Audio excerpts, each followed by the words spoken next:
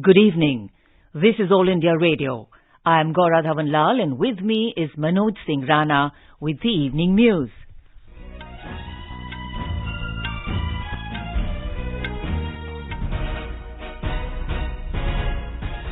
The headlines. Prime Minister Narendra Modi addresses the plenary session of the Eastern Economic Forum in Russia, says India-Russia energy partnership can help bring stability to the global energy market. Finance Minister Nirmala Sitharaman chairs 24th meeting of Financial Stability and Development Council in New Delhi. Government to keep vigil on financial conditions.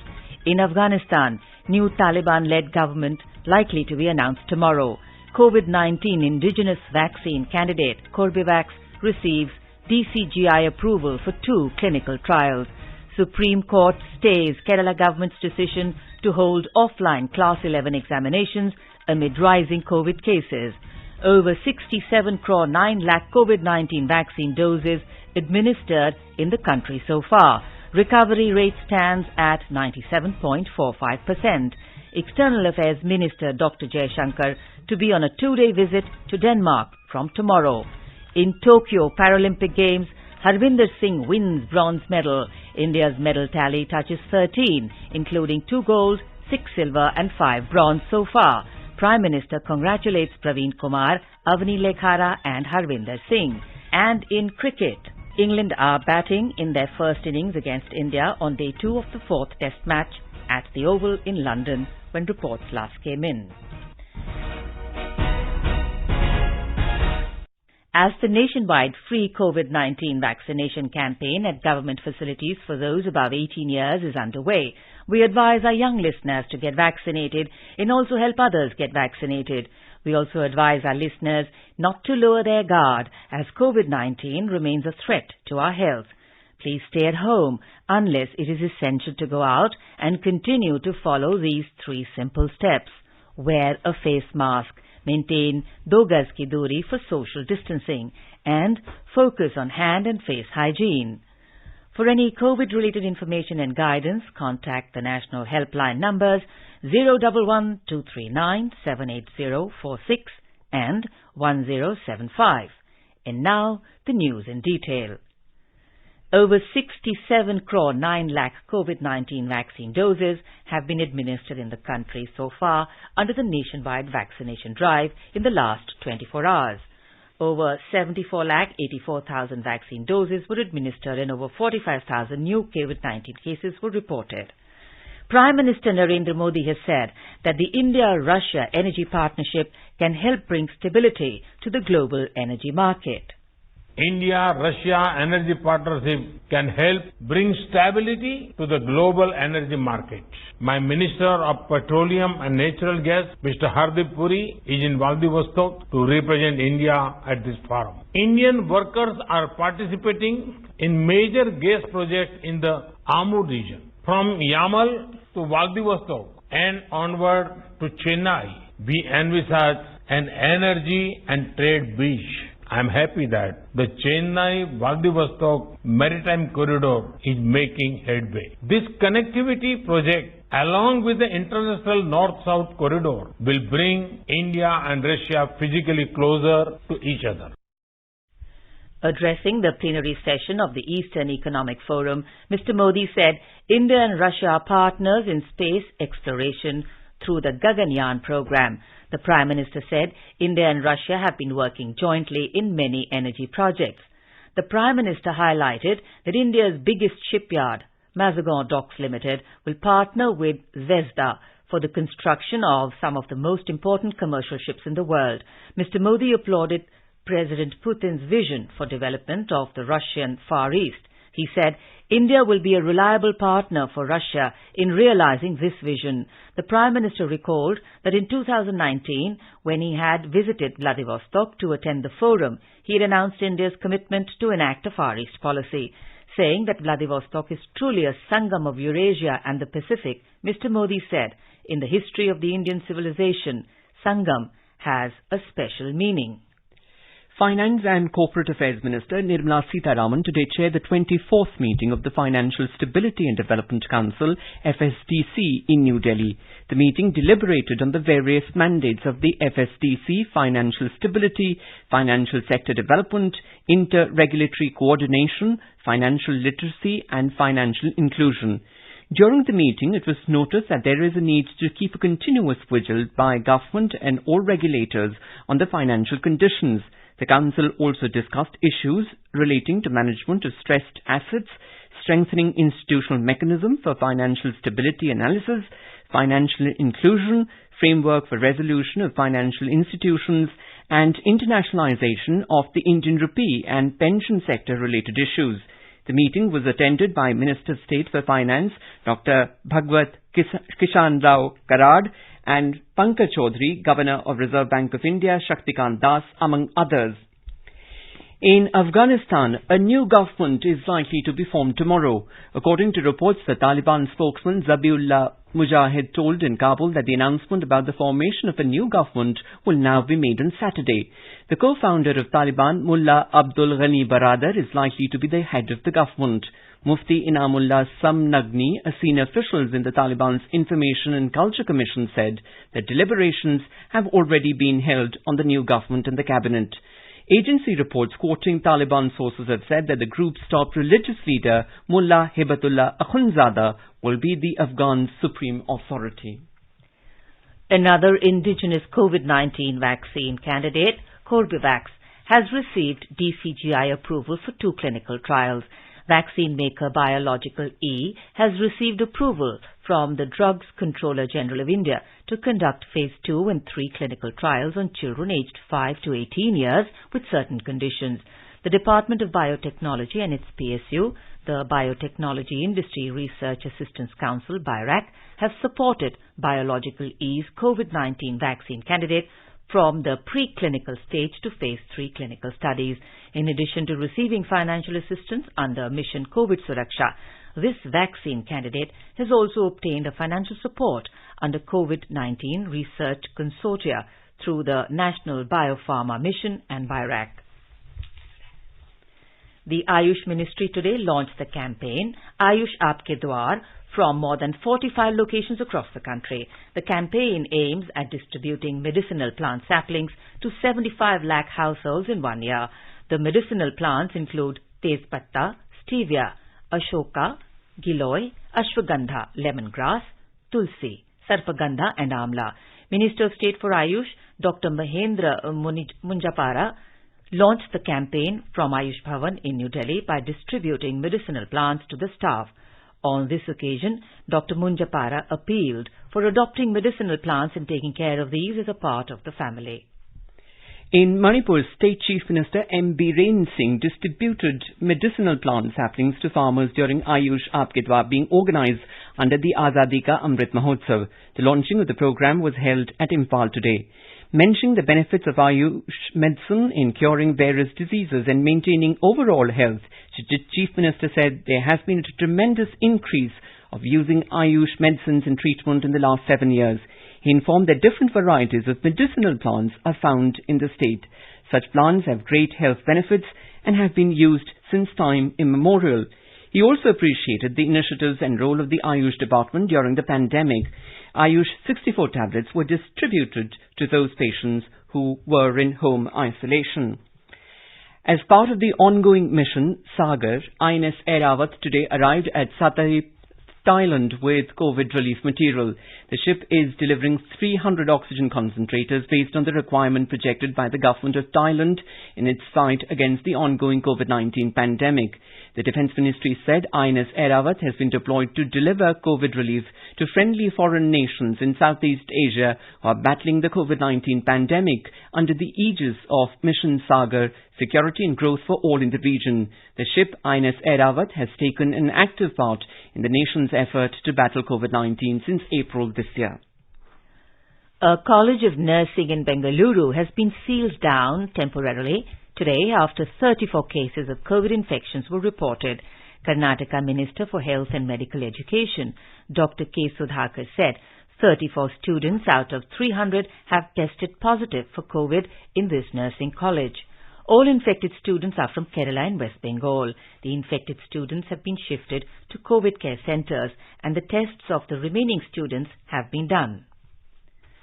Kerala continues to report a surge in COVID cases as it confirms 29,322 new positive cases today. The test positivity rate in Kerala is 17.91% at present. As of now, over 240,000 people are undergoing COVID treatment in the state. In Meghalaya, 193 new COVID-19 cases were reported along with 172 recoveries in the last 24 hours. The Directorate of Health Services informed that one fatality was reported from West Khasi Hills district, taking the death toll to 1,323. The state has also so far recorded a total of 76,504 confirmed COVID cases, out of which 2,295 are active and 72,886 have recovered. Till date, a total of 13,43,193 people have received the COVID-19 vaccine, of which 10,29,919 have received the first dose and 3,13,274 have received both the doses. The Supreme Court has today stayed the Kerala government's decision to conduct +1 examinations at a time when the state is witnessing a high number of COVID cases every day. More from our Thiruvananthapuram correspondent. The decision of Supreme Court comes as the State General Education Department has decided to conduct the +1 board exams from 5th of this month. The court has stayed the conduct of exam till 13th and had asked the state government to file its response in the meantime. In an oral observation, an SC bench led by Justice Khanvikar slammed the state government for not considering the safety of students by proceeding with the offline mode of examination when the pandemic situation in the state goes unabated. Meanwhile, the Kerala State Education Minister V. Shivankutti responded that the state government will answer the queries raised by the Honourable Court soon. Mayusha for AR News from Thiruvananthapuram. You're listening to the evening news on All India Radio. A reminder of the headlines before we move on. Prime Minister Narendra Modi addresses the plenary session of Eastern Economic Forum in Russia. Says India-Russia energy partnership can help bring stability to the global energy market. Finance Minister Nirmala Sitaraman chairs 24th meeting of Financial Stability and Development Council in New Delhi. Government to keep vigil on financial conditions. In Afghanistan, new Taliban-led government likely to be formed tomorrow. COVID-19 indigenous vaccine candidate Corbevax receives DCGI approval for 2 clinical trials. Supreme Court stays Kerala government decision to hold offline Class 11th examinations amid rising COVID cases. Over 67 crore 9 lakh COVID-19 vaccine doses administered in the country so far. Recovery rate stands at 97.45%. External Affairs Minister Dr. S.J. Shankar to be on a 2-day visit to Denmark from tomorrow. In Tokyo Paralympic Games, Harvinder Singh wins bronze medal. India's medal tally touches 13, including 2 golds, 6 silver and 5 bronze so far. PM congratulates Praveen Kumar, Avni Lekhara and Harvinder Singh. And in cricket, England is 241 for 7 in the first innings against India on day 2 of the 4th Test match at the Oval in London when reports last came in. For quick news updates around the clock, follow us on our Twitter handle at AIR News Alerts.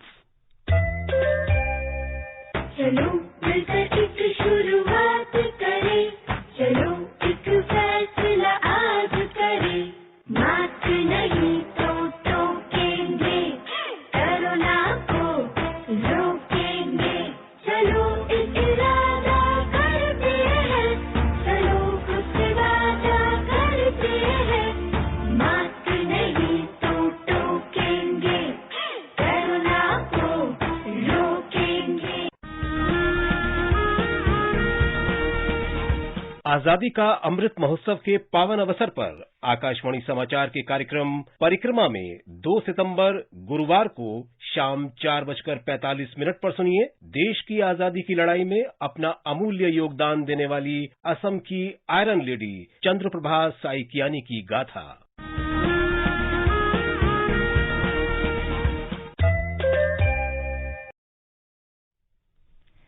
External Affairs Minister Dr. S. Jaishankar, during the meeting of the European Union Foreign Affairs Council, has assured that India will engage with all the 27 European Union members on the Indo-Pacific. Dr. Jaishankar's remarks came during the panel discussion at the Bled Strategic Forum that took place in Slovenia on partnership for a rules-based order in the Indo-Pacific. During the discussion, the External Affairs Minister said India looks at strengthening its relations with the European Union while refuting the Western-non-Western binary. Slovenia had invited the External Affairs Minister to attend an informal meeting of the Ministers of Foreign Affairs of the European Union member states. Slovenia currently holds the presidency of the Council of the European Union. Dr. Jaishankar reached Ljubljana yesterday on the first leg of his three-nation visit to Slovenia, Croatia and Denmark. Earlier in the day, the External Affairs Minister called on the President of Slovenia, Borut Pahor. They discussed key challenges facing India and the European Union. He also held a bilateral meeting with the Foreign Minister of Slovenia, Dr. Anz Logar. Both ministers also exchanged views on Afghanistan and the Indo-Pacific. During his visit to Croatia today, the External Affairs Minister will hold bilateral talks with his Croatian counterpart, Gordon Grlic Radman. Dr. Jaishankar will be on a two-day visit to Denmark from tomorrow, where he will co-chair the fourth round of the Indo-Danish Joint Commission meeting with the Danish Foreign Minister, Jan Kofod. Education Minister Dharmendra Pradhan has asked the central universities to work on a mission mode to fill up the 6,000 vacant posts by October this year. Mr. Pradhan today held a meeting with Vice-Chancellors of central universities through video conferencing. He urged them to create a framework for alumni endowment. Mr. Pradhan said that our universities are cradles of creativity, innovation and opportunities. He said the new education policy will play a crucial role in placing India at the top of the emerging New World Order. Education Minister Dharmendra Pradhan has said that Research and Development R&D Fair of all 23 IITs will be held in November this year in commemoration of the 75th year of Indian independence. Mr. Pradhan today chaired a virtual meeting with the steering committee constituted for organizing the R&D Fair of all IITs. Textiles Minister Piyush Goyal has asked the textiles industry to aim to increase textile exports 3 times from the present export value of $33 billion to $100 billion at the earliest. Interacting with the leaders of the textiles industry in New Delhi today, Mr. Goyal said, we must all collectively resolve to reach the target of $44 billion of exports in 2021-22 for textiles and apparels, including handicrafts. He said his ministry is working closely with the Ministry of Finance to resolve the issue of old dues on incentives for exporters. He said the government is always open to considering all requirements of the industry.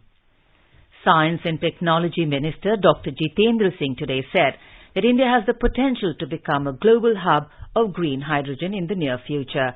Speaking at the International Climate Summit 2021 in New Delhi, Dr. Singh said Prime Minister Narendra Modi has accorded the highest priority to clean and green energy. He said with the rapid introduction of biofuels, renewable energy and green hydrogen, India is well poised to take a leadership role towards carbon neutrality. The Arunachal Pradesh government today launched 2 of its ambitious schemes, one in the agriculture sector called Atmanirbhar Krishi Yojana and the other for horticulture named Atmanirbhar Bagwani Yojana. The schemes are part of the Atmanirbhar program announced during the budget session held in February this year. A total amount of 120 crore rupees, 60 crore rupees each for each scheme has been allocated to the 2 concerned departments of agriculture and horticulture. In Tamil Nadu, M. Mohammed Abdullah has been duly elected to fill the vacancy in the Rajya Sabha. The vacancy was caused due to the demise of A. Mohammed Jan, a member of the AIADMK this year. The by-poll was to be conducted on the 13th of September. Abdullah hails from Tirumayam, Pudukottai district. A cyber lab for online capacity building program on cyber law, crime investigation and digital forensics will be established. The National E-Governance Division under the Ministry of Electronics and Information Technology today signed an MOU with the National Law University Delhi and the National Law Institute University Bhopal in this regard in New Delhi. The goal of this program is to enable police officers, state cyber cells, law enforcement agencies, prosecutors and judicial officers to acquire requisite skills to deal with cyber forensic cases efficiently and effectively. The National Investigation Agency NIA today filed a charge sheet against suspended Mumbai police officer Sachin Vaze, another accused in the Antilla bomb scare Mansukh Hiran murder case. The Central Probe Agency filed the charge sheet before a special NIA court in Mumbai today. The charge sheet has been filed against a total of 10 arrested persons, including Vaze, former encounter specialist Pradeep Sharma, and a few other former police personnel under various sections of the IPC, Arms Act, Explosive Substances Act and UAP Act. It said further investigation in the case continues. The Central Bureau of Investigation CBI has arrested 7 accused in an ongoing investigation of a case related to allegations of committing irregularities in the ongoing G main examination 2021. The arrested persons include 2 directors and 4 employees of a private company and a private person. As our nation celebrates the 75th year of independence, a series of events is being organized by the government as part of Azadi Ka Amrit Mahotsav. Let's listen now to our special program, Azadi Ka Safar. आजादी का Amrit Mahotsav.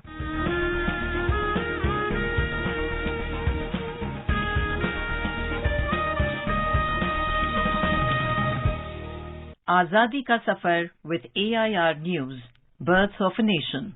India's glorious freedom struggle is one of the greatest movements the modern world has ever witnessed. AIR News brings you a glimpse of the struggle every day. The eminent freedom fighter and revered Gandhian Kamlapati Tripathi was born on this day in 1905.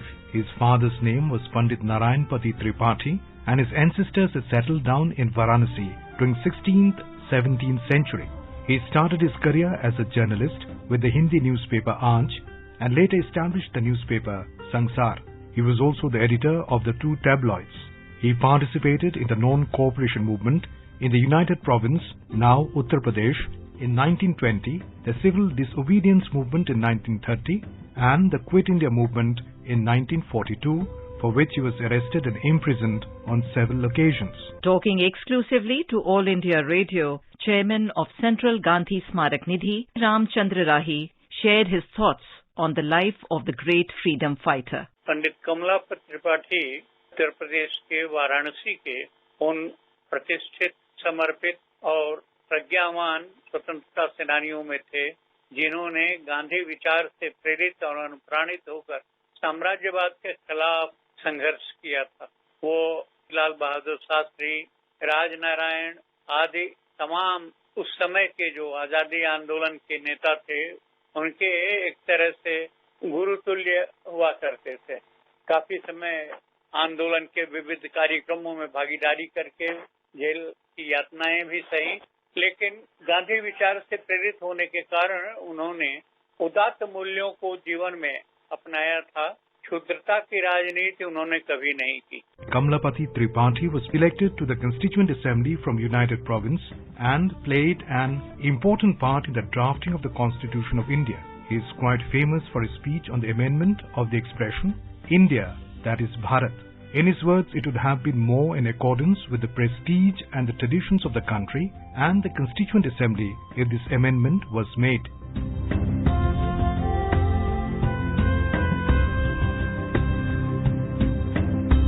After independence, Kamlapati held various portfolios in the state government. He became the Deputy Chief Minister of Uttar Pradesh in 1969 and later the Chief Minister of Uttar Pradesh in 1971 and remained in chair for 2 years. After that, he served as the Union Minister for Railways 2 times.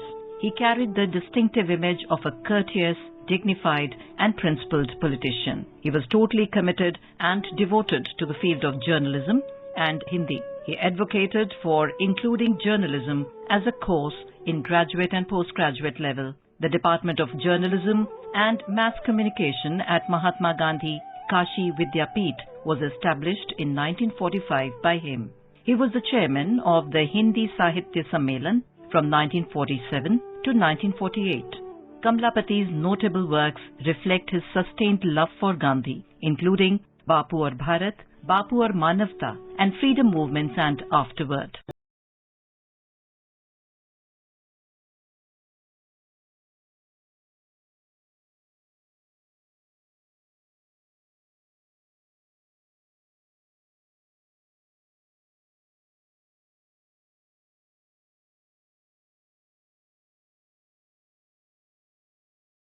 Pandit Kamlapati is an inspiration and a guiding spirit for us all. He had the exceptional ability to connect with the swiftly changing situations of the modern times while keeping his traditional commitments intact. His personality was a balance and blend of religious beliefs and secularism. He was a leader of the masses and believed in treating all people alike regardless of their caste or religion. He would always be remembered as a true nationalist, a principled leader, and a champion of development and people-oriented politics. That brings us to the end of this episode of Azadi Ka Safar with AIR News. See you in next episode tomorrow.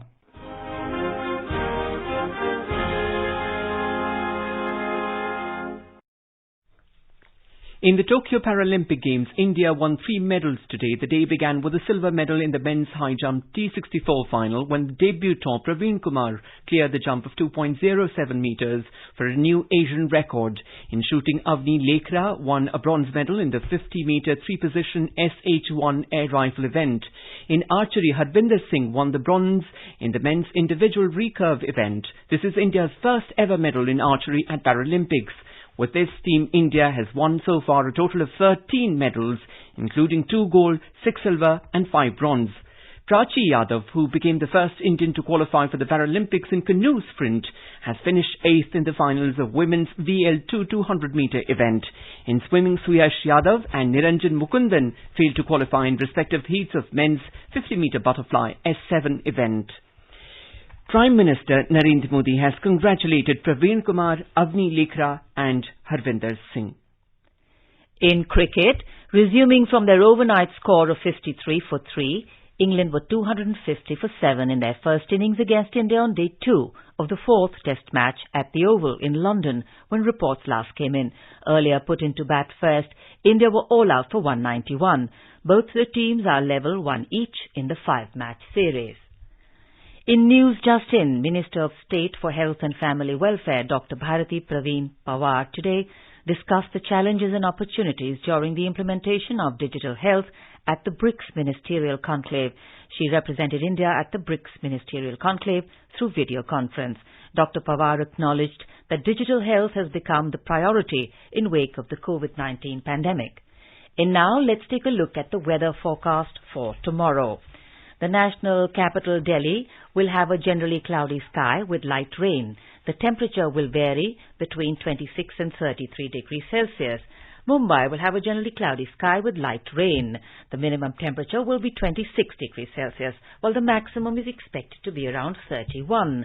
Chennai is expected to have a generally cloudy sky with light rain. The temperature will vary between 25 and 30 degrees Celsius. And Kolkata will have partly cloudy sky with the possibility of moderate rain or thunderstorm. The city will observe a minimum temperature of 29 degrees Celsius. And now, before we close, the headlines once again. Prime Minister Narendra Modi addresses the plenary session of the Eastern Economic Forum in Russia.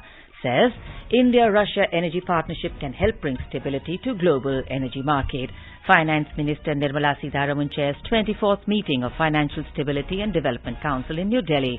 Government to keep vigil on financial conditions. In Afghanistan, new Taliban-led government likely to be announced tomorrow.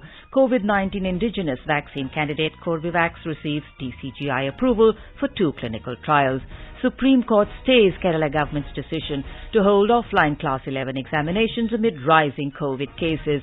over 67 crore 9 lakh COVID-19 vaccine doses administered in the country so far. Recovery rate stands at 97.45%. External Affairs Minister Dr. Jaishankar to be on a 2-day visit to Denmark from tomorrow. In Tokyo Paralympic Games, Harvinder Singh wins bronze medal. India's medal tally touches 13, including 2 gold, 6 silver, 5 bronze. PM congratulates Praveen Kumar, Avni Lekhara and Harvinder Singh. And in cricket, England were 250 for 8 in their first innings against India on day 2 of the 4th Test match at the Oval in London. And with that, we end the evening news. Good night.